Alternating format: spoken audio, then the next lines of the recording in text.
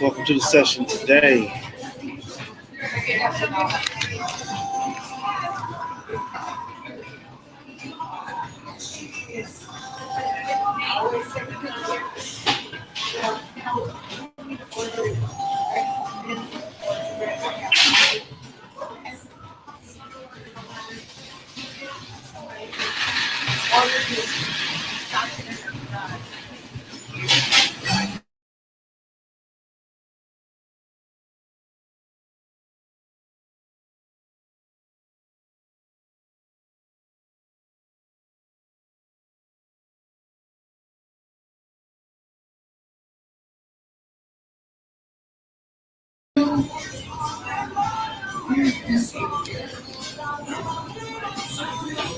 Welcome to the session today. Hope you guys can hear me. Let me know if you guys can hear me.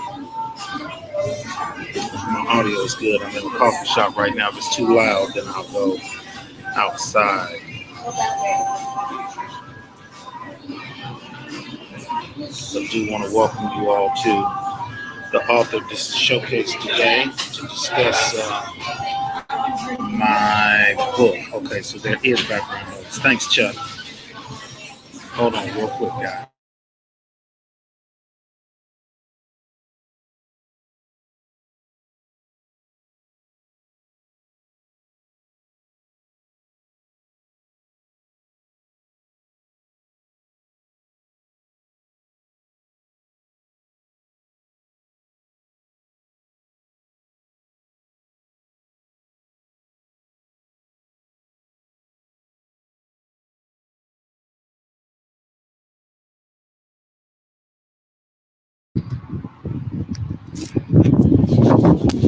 All right. Hopefully you guys can see me all right. Over here, if you're nothing else, you can see the beard, huh?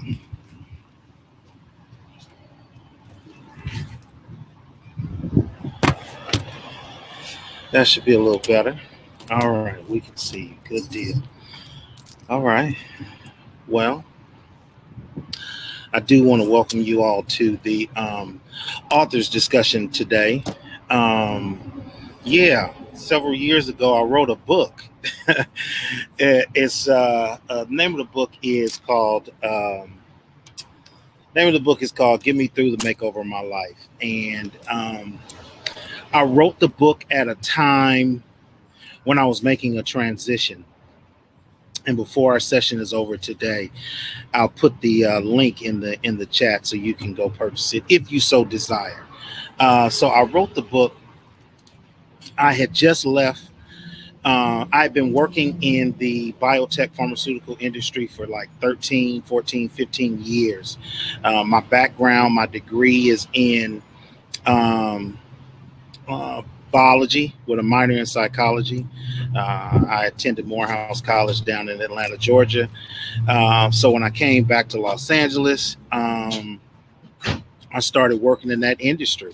So I worked for companies like Valvoline, Herbalife, where I did a long stint with an organization called CapTech, where we made soft gels. And so when I left, I felt the unction, the calling, hey Levon, the calling and the unction of God to come out of that. So for a long time, I was working as a bivocational pastor, and so I was pastoring a church, but I was working a full-time job. I still do. The only difference is that the job that I was working in the pharmaceutical and biotech industry, I was working some 60 hours a week, not 40 hours, but 60 hours a week. And so I was putting in a lot of time. I was missing a lot of things, Bible study, stuff like that. Couldn't attend certain events and things of that sort. So I felt the call and I felt the pull to leave corporate America and go full-time ministry. The only thing was, you got to realize I had a wife, I got 5 children, I had a mortgage, car notes, all this stuff. So I couldn't just leave like I was a single person or a person that did not have a heavy overhead. So wind up leaving, praying, and just asking God, put me in a place to wherein I can still provide for my family and do ministry full time. So I took a leap of faith and I did that. So during that time period, that year time period, um, first couple of months, I was struggling. I'm not gonna tell you no lie. I was struggling until one day my wife came home and said, "Okay, you said God called you to go full time ministry. God didn't call you to sit here and look at Netflix and chill." And eat on snacks all day. So what we doing? So I got engaged and started trying to figure out where God was moving and what God was saying. Out of that, around that time on Facebook, they started doing Facebook Live. Facebook Live, it's just kind of started where you could video record yourself. So I started doing these Get Me Through. It was called Get Me Through Wednesday, to where I would deal with certain topics and certain things that I was going through. And just so happened other people was going through it as well. And so from that, I was talking one day to a friend of mine, and I said, I need to sit down one day and write a book. And he challenged me. He said, well, if you don't sit down and write it, who's going to hear it? I said, well, one day I'll do it. He was like, well, what about if one day is right now? And so I started writing. And when I finished, the finished product was Get Me Through, the Makeover of My Life. And how Get Me Through is designed, how it is built, how it is crafted in a way that is done from the perspective of it is a book about renovation. And so before I left my job, my wife and I renovated our kitchen, and our children were younger at that time. So I have 5 kids. I got a 34-year-old daughter, 30-year-old son. Then I got a set of triplets that are 20, 2 boys and a girl. And so my trips, they were young. They were like 9, 10, 11 years old. And so when we had our kitchen renovated, that put us in a mode of, for about a good month and a half, we didn't have access to a stove. We didn't have access to a refrigerator. So we were roughing it. We were doing like old school. Those of you who've been to college, and especially my HBCUs, they make you work for it. At least at that time, they weren't as classy and up to date as they were back when I was going to school. So we had hot plates and mini refrigerators. So we had a hot plate, we had a mini refrigerator, and we were, had to feed kids and stuff like that. And we were trying to eat off of out of to go. We did a lot of to go eating, and Carl's Jr., Jack in the Box, all that kind of stuff, to the point to where the kids got tired. They said, when can we get a full meal? And so that moment of us renovating that kitchen is how I crafted the book Get Me Through. And what the Lord laid on my heart was, there's 3 cycles that people go through. Those 3 cycles that people go through are, and I'll put it into the chat for you: disruption, rebuilding, and releasing.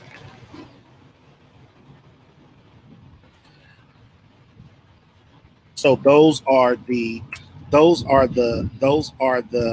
3 cycles, if you will, of life. Okay. And so when you purchase the book, you'll notice that I said that this book is for people, whether you are in kindergarten or whether you are a seasoned saint. So whether you are 8 or 80, this book can help you, because it deals with the different phases of life. And when you look at it, and if you give an honest assessment of where you are in one of those phases. Either you're in the phase of disruption, either you're in the phase of rebuilding, or you're in the phase of releasing. And when you look at how the book is crafted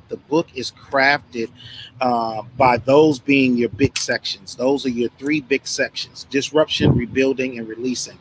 The chapters that are under those are very key. So under disruption, chapter 1 is Getting Unstuck.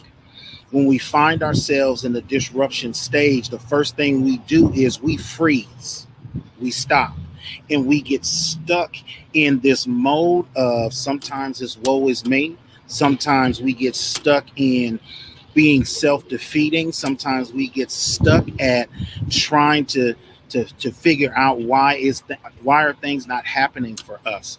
And when we deal with being unstuck, a lot of times it's like renovating a house or renovating a certain section of your house, or going through the process of being disrupted.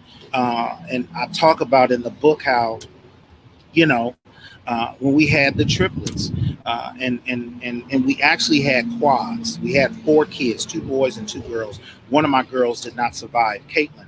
So when we had the triplets and we brought the triplets home, they caused a level of disruption. They caused a level of, there was joy, but there also was an adjustment that we had to make. We also had to pivot, and it totally changed our lives, so much so to where in my oldest son, uh, uh, he was in the midst of middle school and high school, and I can be honest with you, we lost sight of him. We because we were so focused on trying to figure out how to raise these babies all at one time, we lost track of him in a way. And some of the things that we were doing before the kids were born, we I wouldn't say we stopped doing, but we didn't do it as well or as intently as we did before they got here. So chapter 1 is about getting unstuck. There's a lot of things that happen in our lives to where we get stuck. It's a divorce. It's the loss of a child, the birth of children. It's losing a job, or getting the dream job that we want and figuring out that's not what we want. Some of y'all will catch that later on. So chapter 1 is about getting unstuck. Chapter 2 is dealing with the uncomfortable. There are times in life to where things are uncomfortable. You can be uncomfortable in a marriage. Yes, you can. I know that's hard to digest. You can be uncomfortable raising children. You can be uncomfortable in a pandemic. Hello, somebody. Dealing with the uncomfortable is part of the disruption. There are things that will make you uncomfortable. My 83-year-old father is uncomfortable at times with being 83. He's uncomfortable with having to take medication. He's uncomfortable with not being able to go out and provide like he used to, being dependent, not 100%, but there's a level of dependency that he has on my mom. He's uncomfortable with that. And that's how life is. But him being uncomfortable at 83 is the same way that babies get uncomfortable before they turn 1 year old. They don't know how to talk, so their uncomfortableness comes out in cries. But there are some adults that are walking around crying just like babies. Come on, somebody. So dealing with the uncomfortable is chapter number 2. The third chapter under this section called disruption is commitment versus conditioning. There are times to wherein we've got to understand that we've been conditioned and we're not committed. There reached a point when I was going to work that I was conditioned to go to work because I liked the check. I was not committed or sold out to the company. I wasn't committed and sold out to the mission of the company. I was conditioned to go to work because I was conditioned to receive something every 2 weeks. There's a lot of times when we really break it down in life, we have been conditioned to some things and not committed. As pastor, I see that in the church world. People come to church because they've been conditioned to go to church. A lot of times they're not committed to the church. They're not committed to God. They're not committed to the gospel, but it's something to do on Sunday. And so they've just been conditioned to do this work and to go through the what I call the mechanical gymnastics of going to church, but they're not committed to being completely sold out to God. So there's a difference. We've been conditioned to church, but not committed to God. And that can happen in life. A lot of times we get conditioned to be married. We get conditioned to be in a relationship. That's why a lot of times we move around a lot. When this relationship breaks up, we got to immediately pivot and go find somebody else because we've been conditioned to want someone with us. We're not so committed to the relationship. We're conditioned to having that other person in our lives because that other person validates us. All right. So the first section is disruption. And I'm hoping you're getting something out of this. If you got any questions, put them in the chat, please. By all means, put them in the chat for me. The second section is called rebuilding. So putting you in the mindset of a renovation. The first thing you do, you got to destroy whatever it is. So when we were having our kitchen remodel, we had to destroy the kitchen. We had to, tear it up. We had to tear out a certain counter space. We had to tear out certain cabinetry. So it caused a level of disruption, a level of uncomfortableness. We were stuck with certain things. We had gotten conditioned to being in this kitchen. Not so much that we were committed to it, we were just conditioned to it. So after the disruption, now you have the rebuilding stage. And the rebuilding stage, as chapter 4 states, is picking up the pieces. I remember an old school song that I heard when I was a kid growing up.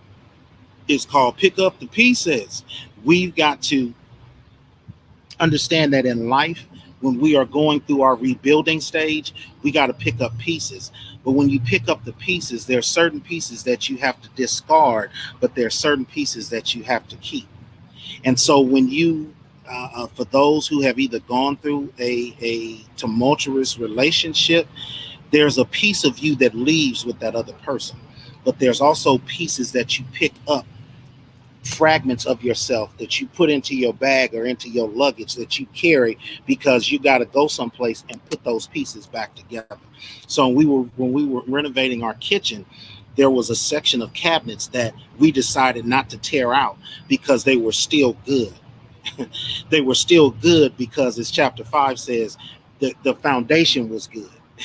So chapter 5 is about building a foundation. When you rebuild, you got to be sure that you have a solid foundation. If your foundation is not right when you rebuild, then that's going to cause for you to sink. It's going to call for you to be in a place to where your footing is not going to be right. So once you come out of that disruption stage, once you get into this rebuilding stage, you got to build on a solid foundation. That's the word right there. You've got to realize that you are building on something that's creating stability. So like this table where this laptop is, it's, you notice because the screen is shaking. It's not a good foundation. So what do I have to do? I have to then put my feet on the base of it to keep it stable. Sometimes God has to put you in a position to where he is holding it together until you get yourself together and you can get on solid ground. It's almost like a baby walking. When babies first start to walk, they're unsure of themselves because now they've reached a level to wherein I was once crawling, now I'm standing up and I got all these people around me looking at me, and they take their first step. They're unsure of what they're going to do when they take that first step. A lot of times when we're in the rebuilding stage, we're unsure of the foundation. We're unsure if we want to get into another relationship because the last one ended poorly. We're unsure if we want to send in that resume and apply to that job because the last job fired us. We're unsure if we want to go there with our family because the last time we went there, our family, who we trusted, who we love, who we were sold out for, hurt our feelings. We don't want to have another best friend because the last best friend betrayed us. And so we got to realize that our foundation has to be strong. And a lot of times when you're building your foundation, as chapter 5 will say, you got to go back to some of the old tenements, some of the old things in your past that you once forgot about, and pull them forward so that you can keep that foundation. So just like that cabinetry that we have in our kitchen, we kept it because it was good wood. Sometimes you cannot destroy or disrupt those things that are good wood. There are certain things that have good foundation, and you can't tear up the foundation because you want to put in something new, because the new material may not hold up with how you want it to hold up. So sometimes you got to build on a previous foundation. So it's not the foundation that needs to be rebuilt, it's the stuff that goes on top of it. Okay, so chapter 6 is about sight versus vision. Sight versus vision, self-explanatory. We can, in the rebuilding process, and I shared it this morning in my presentation. Sometimes we got to understand that what someone sees as not being worthy, your vision will show you what it looks like in the future. So what you look at from sight, there are certain things that I can look at with my two eyes that don't look good. I don't know if I want to do that. That doesn't look like anything that has a future. But the vision that God gives you allows for you to see that it actually is some good there. There's actually something there that we can build with. So God uses vision, man uses sight. And so when we walk in and we're able to see certain things, we've got to understand that a lot of times we're looking at stuff with our eyes. God wants us to look at stuff with our vision. So when we first had our kids, I didn't know how we were going to do this. I did not. I didn't know how we were going to do this. We had no plans of I'm not going to say we didn't have plans. We didn't know how we were going to manage financially when we first had the babies. And so when we had the trips, we had to figure out that there were certain things that God was going to reveal to us in a certain time period. That's vision. That there were certain things that we were seeing that was not going to add up. Sight. So God sometimes will allow for you not to see certain things so that he can reveal certain things. I hope you caught that. God will sometimes not allow you to see certain things so he can reveal certain things. And so relationships, there'll be times to where people will say, I don't know why you married that person, because they're looking at that person based on their sight. But you see something in that person, vision, that is not revealed to everyone. So you got to realize that vision is a personal thing. Sight is a corporate thing. I hope I gave that to you for free. Sight is a corporate thing because everybody sees. But at the end of the day, your vision is what allows for you to see things that are necessarily not there. All right. And so that's part of the rebuilding process. When you rebuild, that means that there are some people that will come and say to you, we don't understand why you want to move into this place, why you want to renovate this place. It's not for them to see, it's for you to envision. All right. So we got disruption, we got rebuilding. The other thing that we have, and I'll get to our third one, and then I'll start answering some questions. And be sure you populate your questions in the chat or under the QA tab. The third and final point is releasing. So it's disruption, tear up, rebuilding. You're figuring out how to craft, how to rebuild this thing after it's been destroyed, and then it's releasing. And releasing has 3 chapters as well. So chapter 7 is, who are you? Before you can get released, you got to identify who you are. You got to know who you are. We see this now more than ever. There are a lot of people that's walking around and they don't know who they are. That's why they want to be someone else. You don't need to compare yourself to someone else if you know that you are somebody.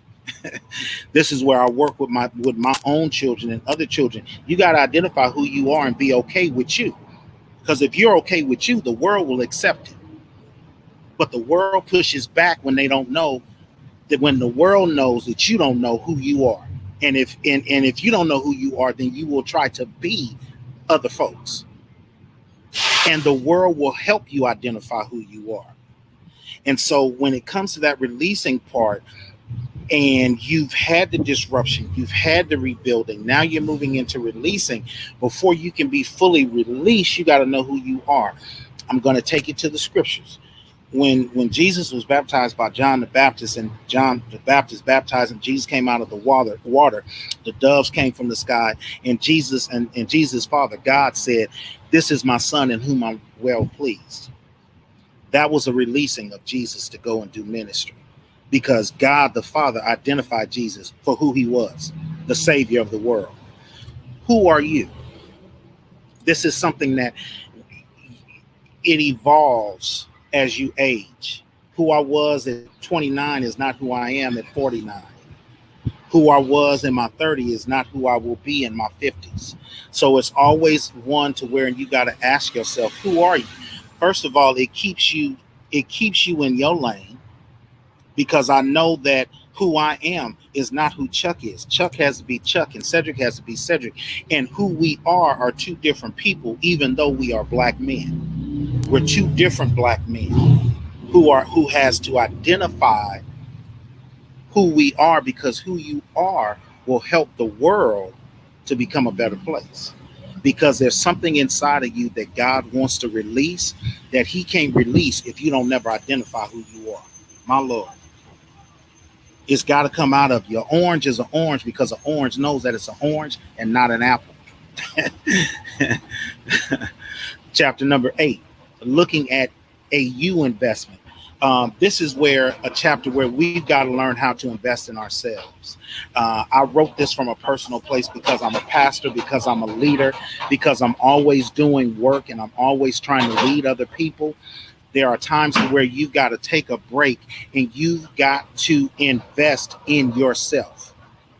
You have to do a strong investment, a pouring in for yourself. That means that sometimes you have to have that Gethsemane moment where Jesus pulled away from the crowd and went up to the mountain so that he could work on himself. Because you can't get water from an empty pitcher. The pitcher of water is only good when there's water inside of it. That's like a lamp. A lamp is only functional when the light bulb works. Once the light bulb goes out, there's no need for the lamp. But a lot of times it's not the light bulb or the lamp. It's what the lamp is plugged into. What are you investing in and who is investing in you? Because some things will suck your power. Other things will give you power. I'll leave that right there. Chapter number 9, destiny. There are certain things that have been crafted and written into your destiny. There are certain things that have been written into your destiny that has not been written into somebody else's. Therefore, you cannot wish for someone else's destiny because that's not yours. God is going to release you into your destiny once he has finished disrupting some things and rebuilding some things. Then he can release you. Then that's where the fullness of who Christ is can be shown in your life. All right. And so, like I said, the book is crafted around a rebuilding model. Is crafted around the renovation that took place, but it's also meaningful because if you're very honest with yourself, there are those 3 cycles where we're in. Last year during the pandemic, that disrupted our world. We couldn't go to work. Kids couldn't go to school.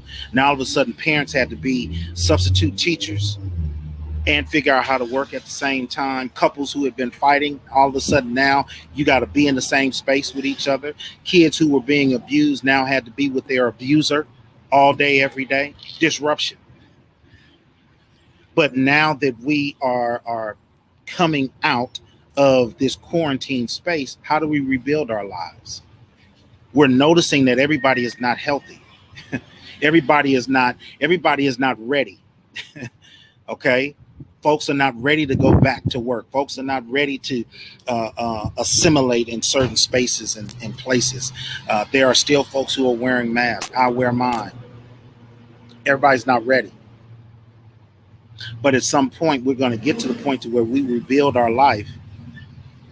And pretty soon, we're going to be released into being able to go back to not necessarily normal, but we're going to be released to go back to some newness. Okay. And so that's the gist of what the book is all about. It's a pretty good read. It's an easy read. I'm not super intelligent. I'm kind of smart though. So, if you haven't purchased it, purchase it.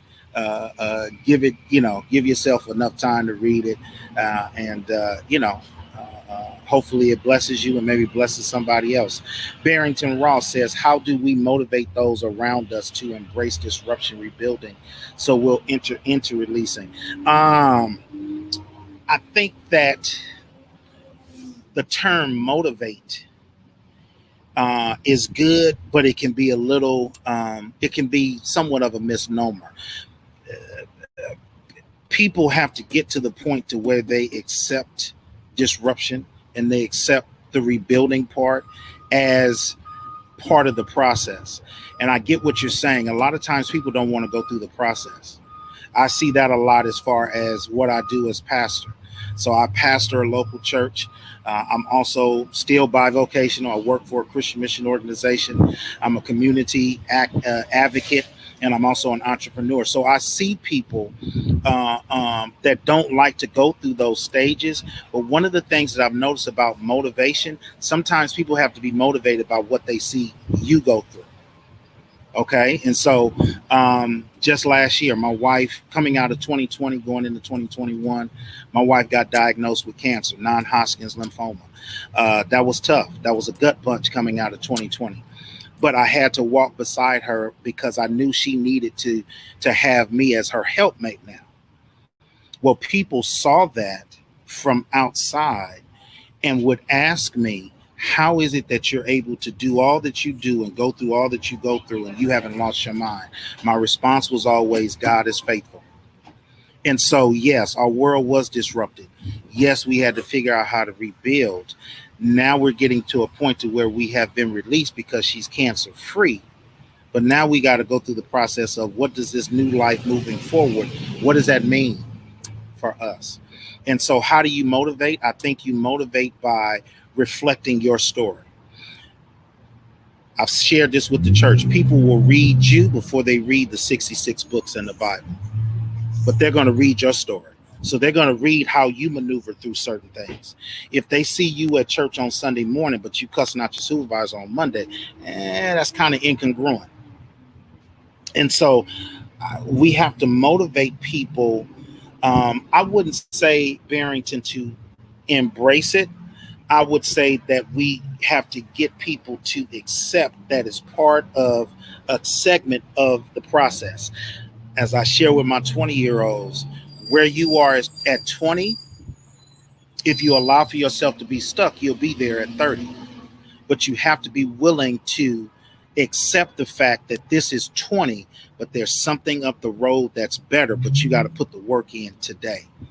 And understand that, yeah, it's like a renovation process.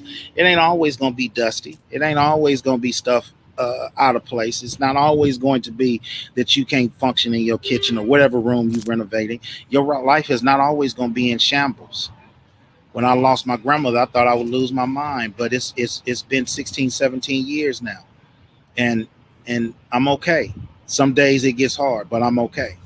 So the pain will subside of the disruption and find joy in the rebuilding. Yeah, it hurts when you suffer that divorce, but when you come out of that, when you wipe your nose and dry your tears and you discover and begin to discover who you are, the rebuilding process can be actually very interesting. I'm figuring out more about myself at 49 than I ever did before. So the rebuilding process can be a good thing. It can be an interesting thing. I'm not going to say it can be fun, but it can be interesting. So the other thing I would say, Barrington, is just walk with people. You got to walk with people through disruption and rebuilding. Just like when we had our kitchen redone, the person who did it, the contractor, there were times where I would get frustrated. I would get angry, and he would have to talk me off the ledge. Like, Mr. Nelms, this is part of the process. It's okay. Yes, they messed that part up, but we can fix it. It's an easy fix. So those folks that have to accept disruption and rebuilding, they need somebody to walk with them. The same way when I go to the gym, I need my trainer there. When I want to quit, he's in my ear. Any other questions? Let me see. I think I got another question. Hopefully that answered your question, Barrington. Yes, Chuck, the book is on Kindle. The book is on Kindle. Yes, it is. Yes, it is. Um, Chuck said, I heard a saying last week that he who knows much says little, and he who says much knows little. He says, since I met you, you have always remained quiet, so you must know much. Nah, I don't know if I know a whole lot. I'll put it to you like this. I know what I know. And I'm willing to learn every day. Willing to learn every day. It's just, this was the work. I wrote this book to be transparent with you. I didn't write the book for it to be bestseller on the New York bestsellers list. I wrote it so that one day in the future, when I'm no longer here, my great grandchildren can go and pick up the book and be able to say, my great grandfather wrote this book. My great great grandchildren can pick up the book and say, my great great granddaddy wrote a book. And somewhere in those pages, it gives them the ability to keep pushing forward. It gives them the ability to want to do more. Um, it's a lot of nuggets in there that will help as far as relationships. It's a lot of nuggets in there that will help as far as parenting. It's nuggets in there for single folks. It's nuggets in there for high school students, college students, seniors. It's even something in there for middle school students. Um, because it's a book that's based on practicality and making life, how can I say this?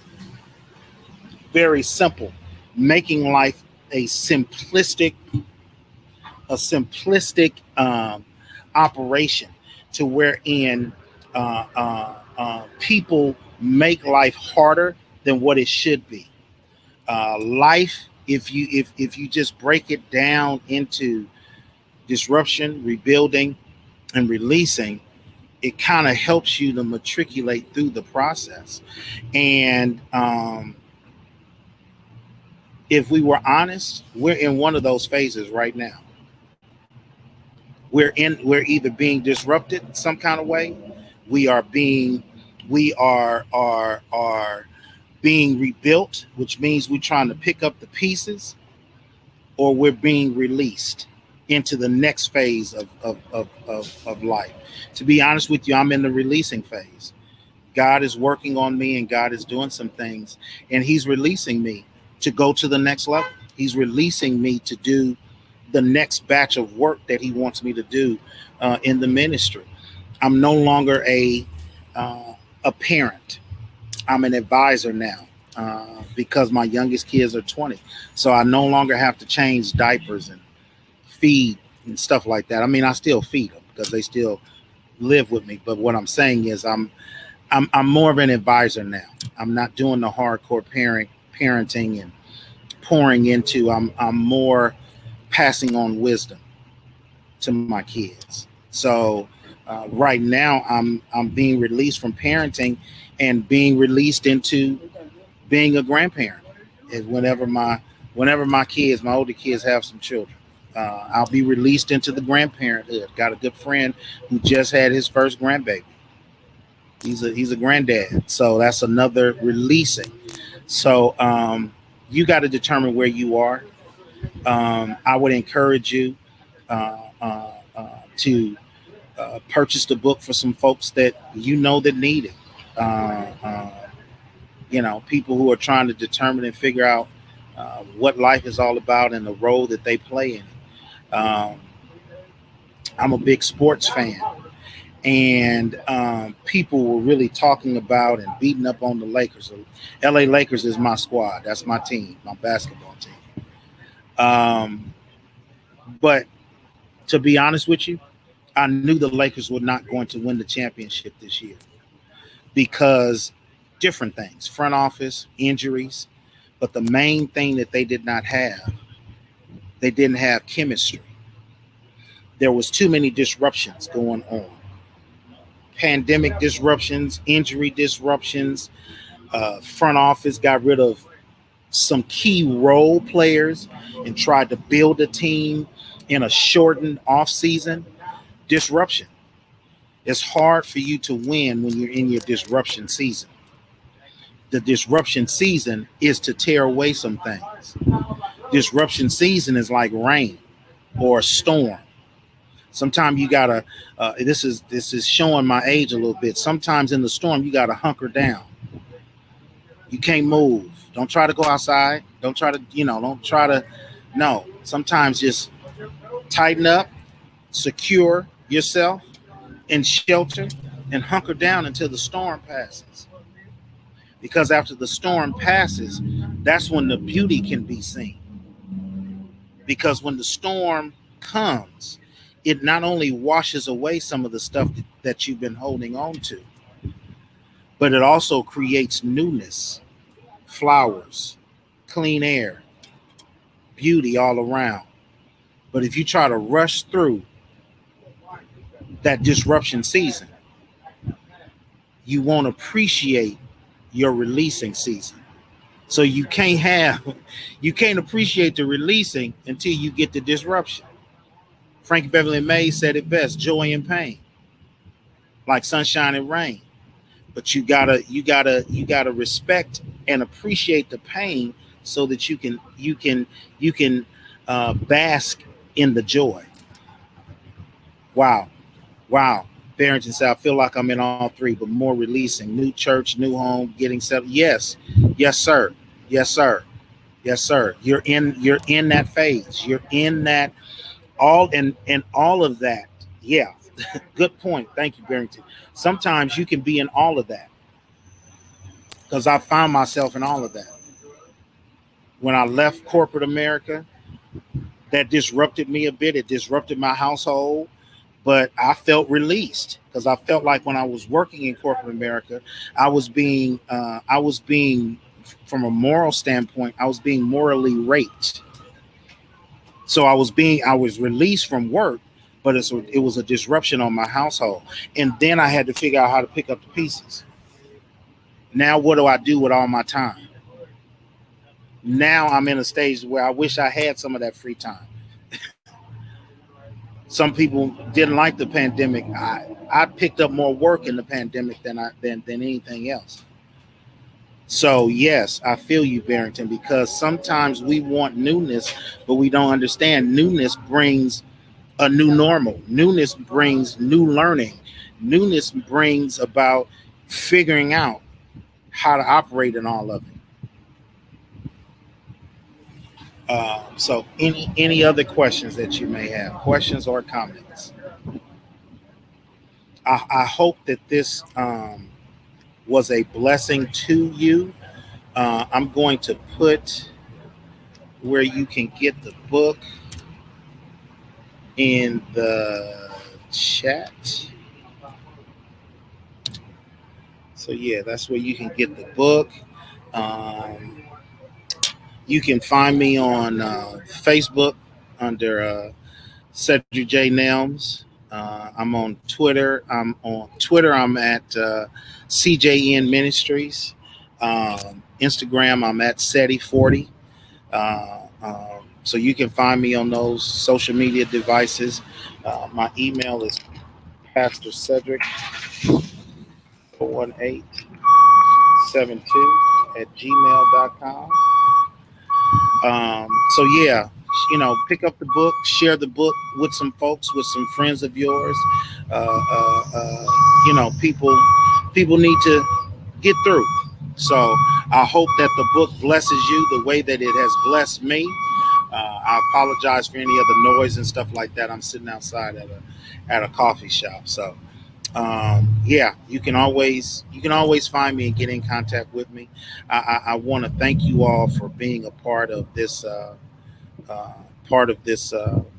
this author discussion. And if you need me, that's how you can reach me. All right. So thank you for your comments. Thank you for your questions. Thank you, Barrington. I'm going to be praying for you, brother, as you move forward in that new church and new home and getting settled in.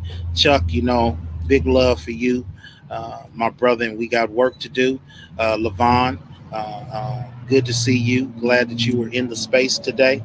And looking forward to continue to do and build and grow. So thanks, Chuck, for getting the book. Appreciate you, man. So as I often say in some of my passings and stuff like that, let's continue to grow. Let's continue to build.